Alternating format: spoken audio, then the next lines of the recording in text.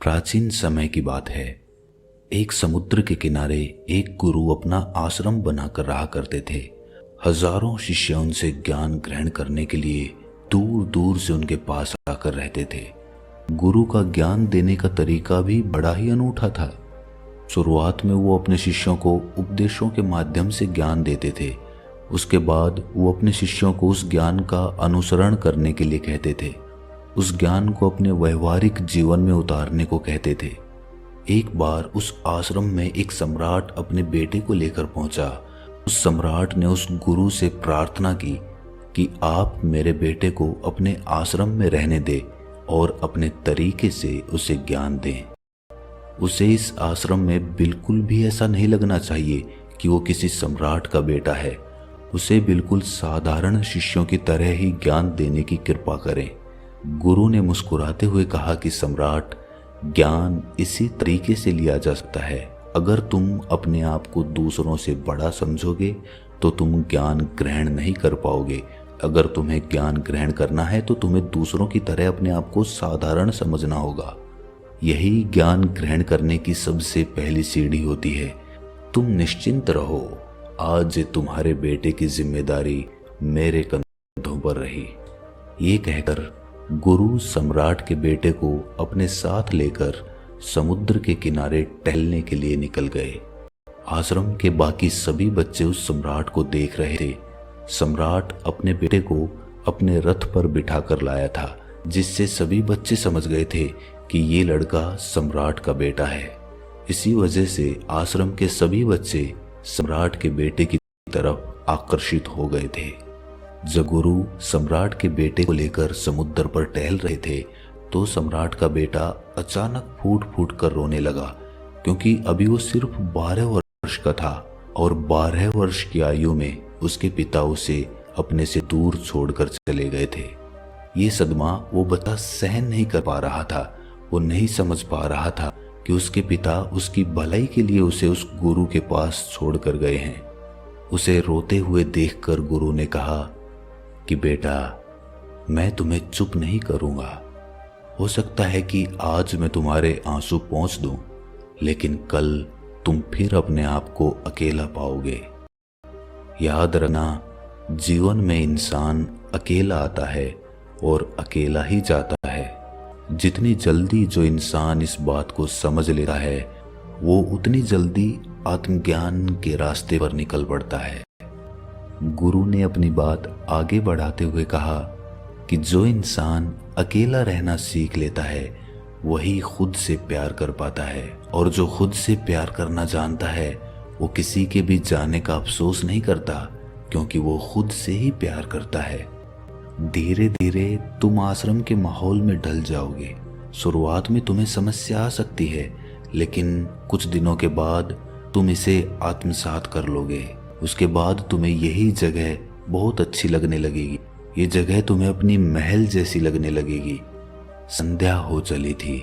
समुद्र के दूसरे छोर पर सूरज छिपने लगा था और अपनी लालिमा पूरे आसमान में बिखेर रहा था। बड़ा ही सुंदर दृश्य था और गुरु उस शिष्य को अपने साथ लेकर आश्रम में वापस लौट आए।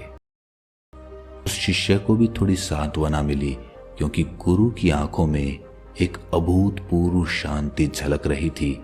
और जब हम किसी एकांतवासी गुरु की आंखों में वो शांति देख लेते हैं तो हमारे हृदय पे से भी सारा भार हट जाता है, मन एकदम निर्मल हो जाता है। जब सम्राट का बेटा रात्रि का भोजन करने के लिए भोजन कक्ष में पहुंचा तो आसपास के सभी शिष्य उसके पास आने लगे। उन सभी को पता था कि ये सम्राट का बेटा है और अगर हम इससे दोस्ती कर लेते हैं तो उससे हमारा बहुत फायदा होने वाला है। यही सोचकर आश्रम के ज्यादातर बच्चों ने उसे घेर लिया था।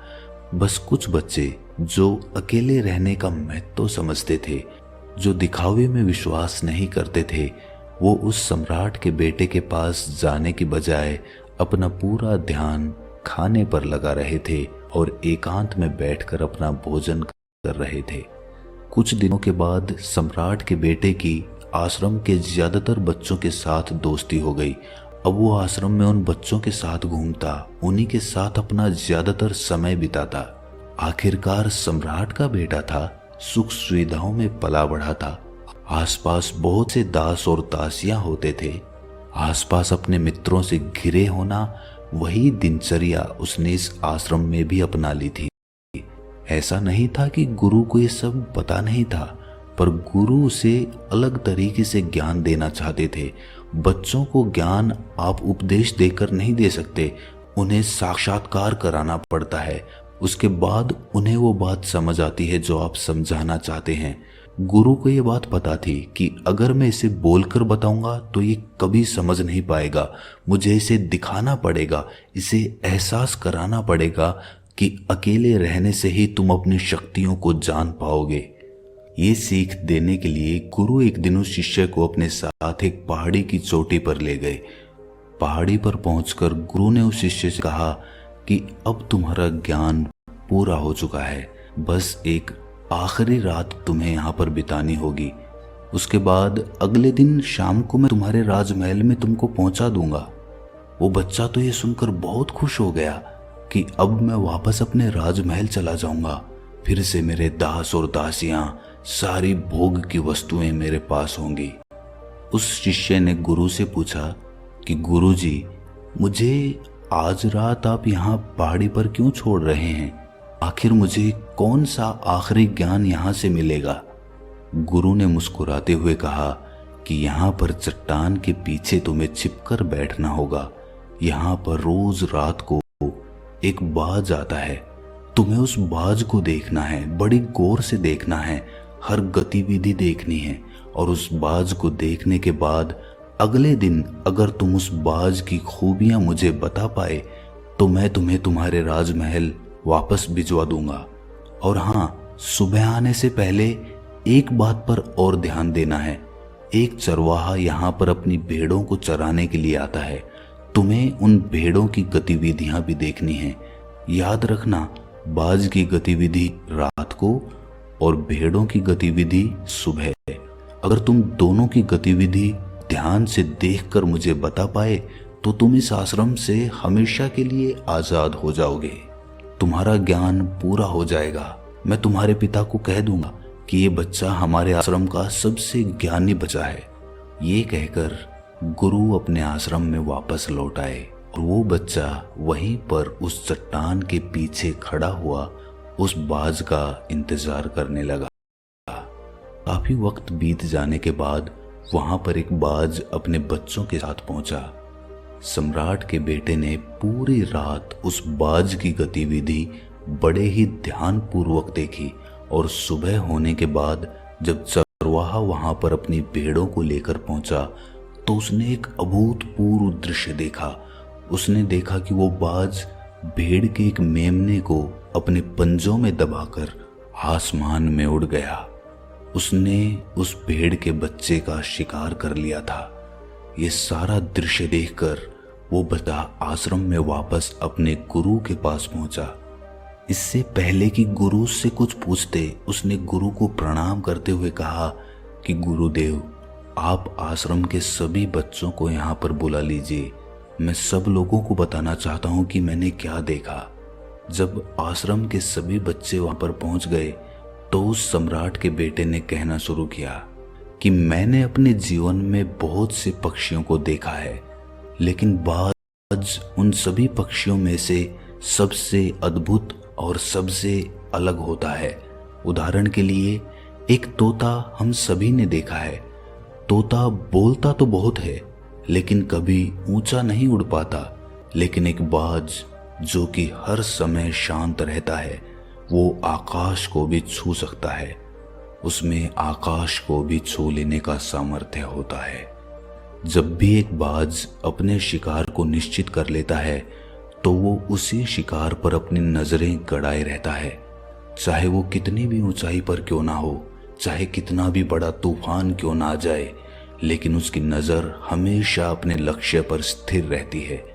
आज सुबह जिस बाज को मैंने देखा, उसने हर भेड़ को अपना शिकार नहीं बनाया, बल्कि उस भेड़ों के झुंड में से उसने उस भेड़ के मेमने को अपना शिकार बनाया।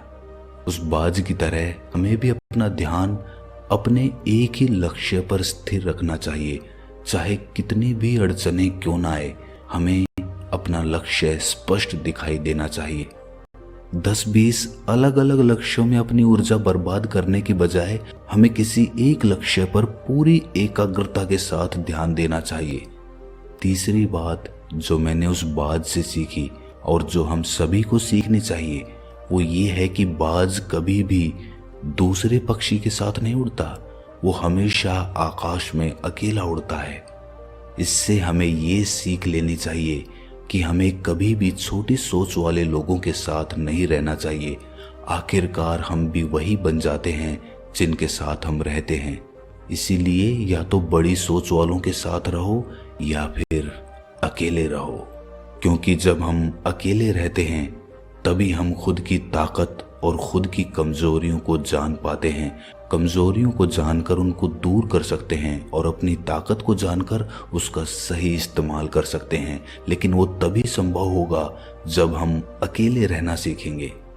चौथी सीख जो हमें एक बाज से लेनी चाहिए कि एक बाज हमेशा अपनी सीमाओं से ऊपर उठकर उड़ता है। जब तूफान आता है तो हर एक पक्षी अपने घोंसले की तरफ भागता है, खुद को छुपाने की जगह ढूंढता है, लेकिन बाज ऐसा कुछ भी नहीं करता। वो खुद की सीमाओं को तोड़कर बादलों से भी ऊपर उड़ने का प्रयास करता है। हवाएं उसे थपेड़े मारती हैं, पंख उसके भारी हो जाते हैं, पानी और धूल की वजह से उसे कुछ दिखाई नहीं देता, लेकिन वो फिर भी आसमान की तरफ उड़ता रहता है और अंततः बादलों से भी ऊपर निकल जाता है और वहां तब तक उड़ता रहता है जब तक मौसम ठीक नहीं हो जाता।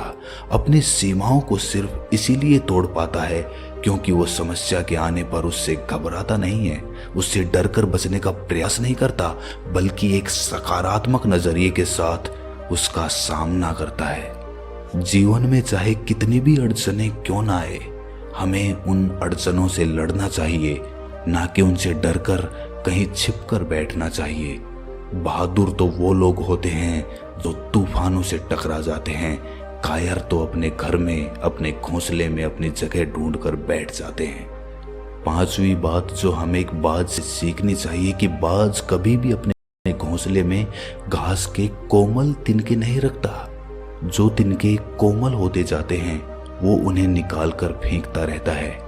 उसी तरह चाहे कितनी भी आरामदायक जिंदगी आपको मिली हो, लेकिन उस आराम से ऊपर उठकर अपने आलस्य को तोड़कर जीवन में मेहनत करते रहना चाहिए। जीवन में पसीना बहाना चाहिए, शारीरिक मेहनत करनी चाहिए। अपने घोंसले से कोमल तिनके उठाकर फेंक दो और आज ही अपने आलस्य को तोड़कर निकल पड़ो। हर दिन अपने आप को चुनौतियां दो, हर दिन मुश्किलों से लड़ो, क्योंकि वही मुश्किलें तुम्हें मजबूत बनाएंगी। जंगल के राजा शेर को भी झुंड बनाकर शिकार करते हुए देखा जा सकता है, लेकिन बाज हमेशा अकेला शिकार करता है, क्योंकि वो जानता है कि भीड़ हौसला तो देती है मगर साहस छीन लेती है। आदमी को हमेशा अकेले ही आगे बढ़ना होता है। यही कारण होता है कि वो जल, थल और नभ सभी जगहों पर अपने शिकार का परचम लहरा सकता है। बाज की उम्र लगभग 70 साल की होती है, लेकिन 40 साल में ही उसका शरीर बूढ़ा हो जाता है। नाखून उसके पैरों में धंसने लगते हैं, पंख उसके शरीर में चिपक जाते हैं, उसकी चोंच मुड़ जाती है, उसका शरीर भारी हो जाता है। ऐसी स्थिति में शिकार करना तो क्या, उड़ने की भी हालत नहीं रहती उसकी। ऐसे में उसके पास सिर्फ 2 विकल्प होते हैं। पहला, या तो वो खुद की इस अवस्था को स्वीकार कर ले और भूखा प्यासा मर जाए या किसी दूसरे जानवर का शिकार बन जाए, और दूसरा विकल्प ये होता है कि वो 6 महीने एक बहुत ही दर्दनाक प्रक्रिया से गुजरे और खुद को फिर से पहले जैसा मजबूत बना ले। लेकिन बाज तो बाज है, वो दूसरा विकल्प चुनता है। इसके लिए वो खुद को एक बहुत ही ऊंचे पहाड़ पर ले जाता है, जहां वो पहले अपनी चोंच से अपने सारे पंख खींच खींच कर उखाड़ देता है और फिर चट्टान पर पैर मार मार कर अपने पंजे तोड़ देता है। उसके बाद उसी चट्टान पर अपनी चोंच को पटक पटक कर तोड़ देता है और इस लहूलुहान अवस्था में खुद को दूसरे जानवरों से छुपाता फिरता है। अगले 6 महीने तक वो इसी दर्दनाक प्रक्रिया से गुजरता है और इंतजार करता है नई चोंच, नए पंख और नए पंजों का। तब फिर वो अपनी नई जिंदगी शुरू करता है और निकल पड़ता है अपने शिकार पर और अगले 30 सालों तक फिर से राज करता है। इसीलिए समय आने पर हमें भी अपनी पुरानी आदतों को छोड़ना पड़ता है और कुछ नया सीखना पड़ता है। समय के साथ बदलना पड़ता है, अपने आप को तैयार करना पड़ता है, वरना हमारा भी शिकार हो सकता है, हम भी पीछे रह सकते हैं। इसके बाद सम्राट के बेटे ने भेड़ों की विशेषता बताते हुए कहा कि भेड़ हमेशा झुंड में चलती है। उन्हें झुंड में एक साथ चलने से हिम्मत मिलती है, लेकिन जैसे ही उन पर शिकार होता है वैसे ही वो भीड़ तितर बितर हो जाती है और उस पूरी भीड़ में से एक भी भेड़ अपने साथी की मदद करने के लिए वापस नहीं लौटती।